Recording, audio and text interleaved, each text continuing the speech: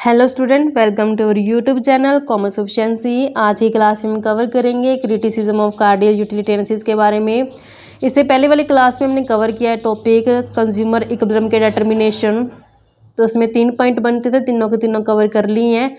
Single community single use, single community various use और several community वाला topic है जो कवर हो चुका है। अगर अभी तक आपने मेरी लास्ट वीडियोस नहीं देखिए ताकि आपके स्टडी में कंसिस्टेंसी बनी रहे। अगर अभी तक आपने मेरे चैनल कॉमर्स एफिशिएंसी को सब्सक्राइब नहीं किया, सब्सक्राइब कीजिए ताकि जब भी मैं न्यू वीडियोस अपलोड करूं सबसे पहले नोटिफिकेशन आपके पास जाए, आप वीडियोज़ को सबसे पहले देखकर आपकी स्टडी बूस्टअप हो। यहाँ पे हम कवर करते हैं कि कमियां क्या है कार्डिनल यूटिलिटी एनालिसिस के बारे में। कार्डिनल यूटिलिटी हमने अच्छे से कवर कर लिया, ये लास्ट टॉपिक बनता है, इसी के साथ ये चैप्टर हमारा आज कंप्लीट हो जाएगा। तो यहाँ पे क्या कमियां रहती हैं कार्डिनल यूटिलिटी के अंदर। सबसे पहले बोलते हैं कि जो यूटिलिटी है सब्जेक्टिव है। सब्जेक्टिव का मतलब क्या है कि हर कोई इसमें अपना पॉइंट ऑफ व्यू जितना चाहे वो दे सकता है, इसमें कोई लिमिट नहीं होती है, जितना चाहो अपना अपना एक्सपीरियंस है जो शेयर कर सकते हैं। ये सब्जेक्टिव अप्रोच में आ जाता है। कहते हैं जो यूटिलिटी है एक सब्जेक्टिव कंसेप्ट होता है, ये रिलेट करता है मैन की साइकोलॉजी से। हर कोई अपने विचार है जो यहाँ पे अभिव्यक्त कर सकता है, बोल सकता है। तो वहाँ पे जो हर किसी की साइकोलॉजी अलग होती है, तो हर कोई जो अपने एक्सप्लेनेशन भी वो अलग देगा, तो यहाँ पे सब्जेक्टिव नेचर का हो जाता है ये। It is not possible to objective about it. यहाँ पे ऑब्जेक्टिव होने का ये चांस नहीं होता, क्योंकि हर किसी की साइकोलॉजी है जो अलग अलग है, जो बताती है। तो यहाँ पे ऑब्जेक्टिव का मतलब क्या होता है, जैसे हम एग्जांपल के लिए हम देखते हैं कि जो हम पेपर देते हैं तो वहाँ पे कॉम्पिटिटिव एग्जाम में ऑब्जेक्टिव टाइप क्वेश्चन आते हैं कि जहाँ पे सिर्फ मुझे 4 ऑप्शन दिए जाते हैं, तो उन 4 में से किसी एक ऑप्शन को मुझे चूज करना होता है। तो वहाँ पे उसके अलावा मैं अपना कुछ भी व्यू है जो एक्सप्रेस नहीं कर सकती, तो मुझे जो ऑप्शन दिए जाते हैं मुझे सिर्फ उसी को चूज करना होता है। जबकि कार्डिनल यूटिलिटी ऐसा नहीं है, वहाँ पे हम अपने व्यूज को दे सकते हैं। तो यहाँ पे सब्जेक्टिव नेचर की होती है। But the analysis of consumer demand based on it's objective. लेकिन हम जानते हैं कि जब कंज्यूमर डिमांड को हम एनालाइज करते हैं, ये किसके ऊपर बेस्ड होती है, ऑब्जेक्टिव के ऊपर बेस्ड होती है। तो इसी कारण से जो इसकी कमी बन जाती है कि यूटिलिटी जो सब्जेक्टिव है। नेक्स्ट जो क्रिटिसिज्म है, कहता है cardinal measurement of utility is not possible. Cardinal में क्या होता था कि हम अपनी यूटिलिटी है जो प्रोडक्ट की उसको मेजर करते हैं 1 2 3 4 कार्डिनल नंबर्स में। जबकि कहता है कि जो यूटिलिटी को कार्डिनल मेजरमेंट करना बहुत मुश्किल होता है। कहता है जो यूटिलिटी होती है उसको मेजर नहीं कर सकते हम कार्डिनल नंबर में। कार्डिनल नंबर होते हैं जैसे 1 2 3 4 एक्सेट्रा, हम ऐसे दे देते हैं नंबर्स का। जो यूटिलिटी होती है वो drive from different quantity of goods can be neither. कहता है कि जो हमारी यूटिलिटी जो मिलती है अलग अलग गुड्स से, अलग अलग कम्युनिटी से, कहता है नाइदर भी एडेड नॉर भी सब्ट्रैक्टेड। ना ही तो हम उसको ऐड कर सकते हैं, ना ही उसको सब्ट्रैक्ट कर सकते हैं, यानी ना ही तो ऐड कर सकते ना ही माइनस कर सकते। जो मार्शल है वो देखते हैं कि जो मेजर करना मार्जिन यूटिलिटी को इनडायरेक्ट तरीके से इन टर्म ऑफ मनी में, तो कहता कि but according to Pigou it is not possible to measure marginal utility indirectly in term of money.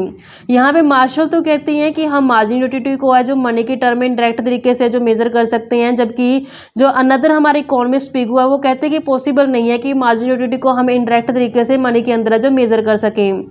Because money can at the best measure the intensity of demand for a good. कहते जो money है कहते वो best measure रहती है किसके लिए, demand के लिए।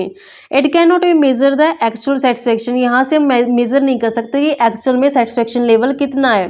तो यहाँ पे इसकी कमी होगी कि यहाँ पे मेजरमेंट है जो कार्डिनल में हम नहीं कर सकते यूटिलिटी का। अगर मैं मनी के टर्म में इसको मेजरमेंट कर सकती हूँ, जैसे मार्शल कहते हैं कि अगर मैं मनी के टर्म में मेजरमेंट करती हूँ यूटिलिटी को तो बेटर है, जबकि पिगो कहते हैं कि मनी की टर्म में मार्जिन यूटिलिटी को मेजर करना है जो सही नहीं होता।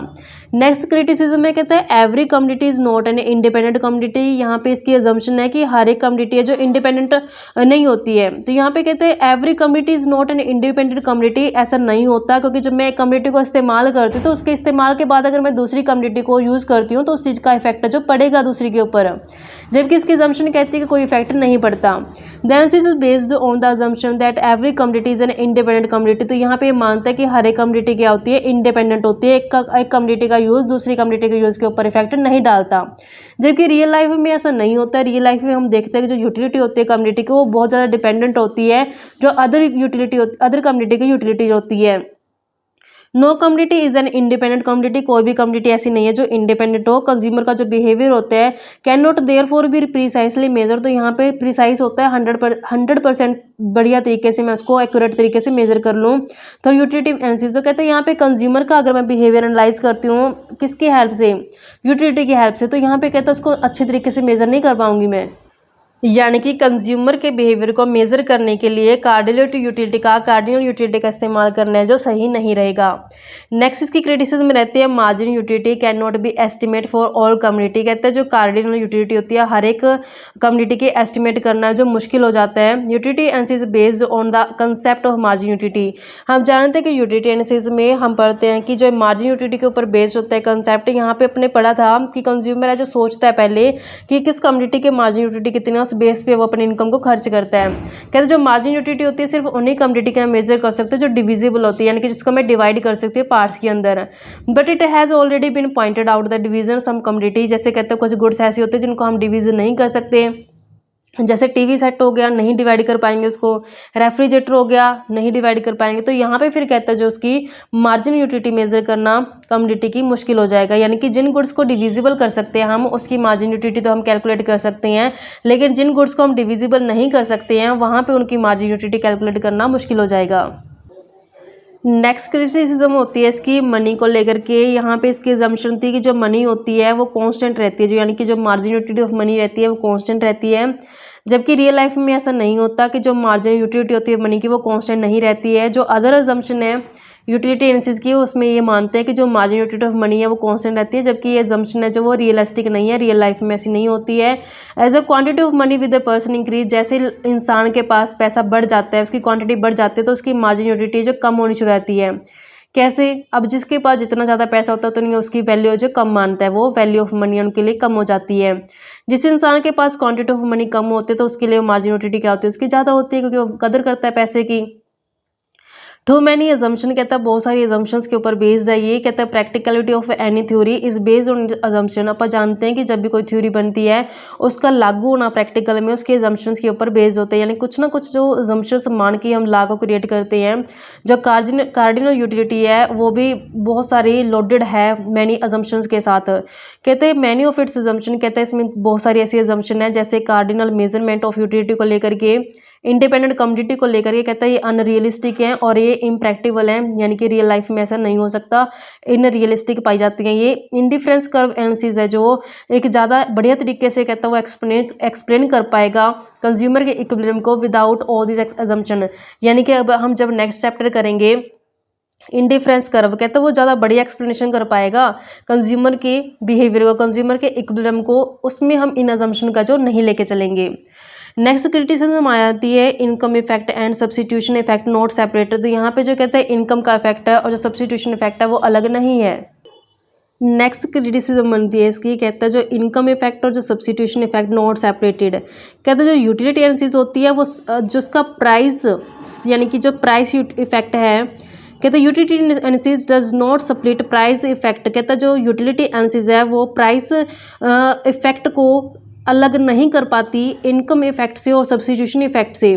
तो इसमें हमें ये पता नहीं चलता कि अगर प्राइस में चेंज आ रहा है तो उसके कारण कितना चेंज आ रहा है डिमांड में, अगर रियल इनकम में चेंज आ रहा है तो कहता है इसको हम बोलते हैं इनकम इफेक्ट। और कहते हैं ना ही ये बता पाती कि कितना substitution of cheap goods and expensive goods, कहते हैं कितना चेंज आएगा सब्सिट्यूशन ऑफ गुड्स जो सस्ते में है उसके अंदर, चीप गुड्स के अंदर एक्सपेंसिव गुड्स के कंपेरेटिव, जिसे हम सब्सिट्यूशन इफेक्ट जो बोलते हैं। यानी कि अगर मैं इसको ओवरऑल पॉइंट ऑफ व्यू बताऊं तो यहाँ पे कहता है जो इनकम इफेक्ट और सब्सिट्यूशन इफेक्ट है उसको ये अलग नहीं कर पाते।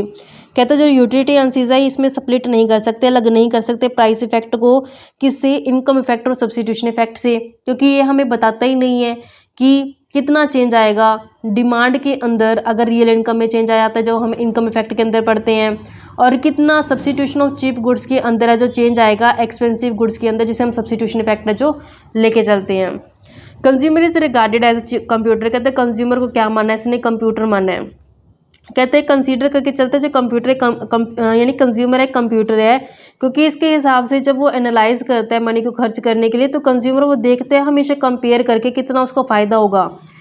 यानी कि अगर वो कंज्यूमर अपने पैसे को खर्च करने के लिए जा रहा है तो पहले वो हिसाब लगाएगा कि अगर मैं इस कम्युनिटी के ऊपर खर्च करूंगा तो मुझे उससे कितना फ़ायदा होगा, अगर मैं अनदर कम्युनिटी के ऊपर खर्च करूँ तो मुझे उससे कितना फ़ायदा होगा। जबकि रियल लाइफ में ऐसा कंज्यूमर नहीं करते, कितना करते हैं हम ऐसा रियल लाइफ में नहीं करते, क्योंकि हमें इतना वक्त होता ही नहीं कि हम हर एक गुड्स को अलग अलग ट्राई करें फिर उसके बेस पे जो हम उसको परचेज करके लेकर आएँ। हमें जो चीज़ चाहिए होती है हम जाके ले आते हैं, हम कभी भी ऐसा नहीं करते। बहुत कम केसेस में कर लेते हैं, ऐसा पॉसिबल हो जाता है, लेकिन हर कमोडिटी के केस में ऐसा करना पॉसिबल नहीं होता कंज्यूमर के लिए। बुकिश एक्सप्लेनेशन कहते हैं यहाँ पे कंज्यूमर को कंप्यूटर मानते हैं, क्योंकि ये एनालिसिस मानता है कि जब कंज्यूमर अपनी इनकम को खर्च करता है तो वो कंपेयर करके चलता है कितना उसको फ़ायदा होगा यूटिलिटी के रूप में अगर वो सेक्रीफाइस कर रहा है प्राइस के रूप में अपनी इनकम को। जबकि कहते हैं रियल लाइफ में ऐसा नहीं होता, कंज्यूमर इतना कैलकुलेटिंग है जो नहीं होता।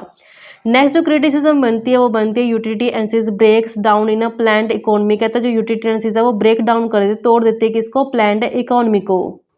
यहाँ पे ये मान के चलते हैं कि जो यूटिलिटी एनालिसिस है वो बेस्ड है किसके ऊपर, कंज्यूमर की जो टेस्ट होता है वो कहता है अनचेंज है, इस अजम्पशन के ऊपर बेस्ड है। कंज्यूमर का जो टेस्ट है कहता है कभी चेंज नहीं होगा, जबकि ये शॉर्ट टर्म में तो पॉसिबल है, शॉर्ट पीरियड में तो कंज्यूमर का टेस्ट नहीं चेंज हो सकता, जबकि लॉन्ग टर्म में है जो वो कंज्यूमर का टेस्ट चेंज हो सकता है। In a planned economy long term plans are formulate. कहता है जब इकोनॉमी के अंदर लॉन्ग टर्म प्लान्स बनाए जाते हैं तो वो इस चीज़ को ध्यान में रख के बनाए जाते हैं कि जो डिमांड है कंज्यूमर की वो चेंज हो जाएगी, किसके कारण, उसके टेस्ट में चेंज आने के कारण। तो जो यूटिलिटी एनालिसिस होती है वो फेल हो जाती है कॉम्प्रीहेंड करने में इस रियलिटी को, क्योंकि इसकी अजम्पशन क्या है, ये मान के चलते हैं कि कंज्यूमर का टेस्ट चेंज नहीं होगा, जबकि शॉर्ट टर्म में तो चेंज नहीं होता लेकिन लॉन्ग टर्म में जो चेंज हो जाता है। तो जब इकोनॉमी प्लान की जाती है तो वो लॉन्ग टर्म को ध्यान में रख के की जाती है, तो वहाँ पे हम इस अजम्पशन को क्या कर देते हैं, फिर फेल कर देते हैं। It does not explain Giffen paradox. तो यहाँ पे इसको गिफन पैराडॉक्स का जो एक्सप्लेन नहीं करती है जो हमारा कार्डिनल यूटिलिटी एनालिसिस है। कहता है जो कार्डिनल यूटिलिटी एनालिसिस है does not explain Giffen paradox, it has no answer to explain. कहते हैं यहाँ पे इसके पास कोई जवाब नहीं एक्सप्लेन करने के लिए as to why the demand curve of man inferior goods slope upward. कहते हैं यहाँ पे बता ही नहीं सकता कि बहुत सारे जो इन्फीरियर गुड्स होते हैं उसका स्लोप अपवर्ड क्यों जाता है, यानी कि पॉजिटिव स्लोप क्यों होता है उसका, यानी कि लेफ्ट टू राइट क्यों जाता है स्लोप। अदर वर्ड्स में अगर बात की जाए तो कि यहाँ पे ये बता नहीं पाता कि वाई डज डिमांड एक्सटेंड, की डिमांड क्यों बढ़ जाती है जब प्राइस जो होता है, and why does demand contract with fall in price. कहते हैं जब प्राइस बढ़ जाता है तब डिमांड है जो वो एक्सटेंड क्यों हो जाती है, और जो डिमांड कम क्यों हो जाती है प्राइस के कम होने से। तो यहाँ पे इसको गिफन गुड्स के मतलब पैराडॉक्स को सुलझा नहीं पाता कि गिफन गुड्स में क्या आ जाता है कि जैसे ही प्राइस बढ़ जाते हैं तो गिफन गुड्स की जो डिमांड बढ़ जाती है, जैसे ही प्राइस कम हो जाते हैं तो गिफन गुड्स की डिमांड क्या हो जाती है, कम हो जाती है। तो ये पैराडॉक्स को सुलझा नहीं पाता ये वाला जो हमारा कार्डिनल यूटिलिटी एनालिसिस है। तो इस चीज़ में भी क्या हो गया, एक्सप्लेन करने में ये फेल हो गया। जिस तरीके से बच्चों इसकी क्रिटिसिज्म थी कार्डिनल यूटिलिटी की, आई होप कि आपको क्लियर होगी। इसी के साथ ये हमारा टॉपिक है जो आज कंप्लीट हो जाता है। ऐसे ही रेगुलर वीडियो देखने के लिए आप मेरे चैनल कॉमर्स प्रोficiency को सब्सक्राइब, लाइक एंड शेयर करें।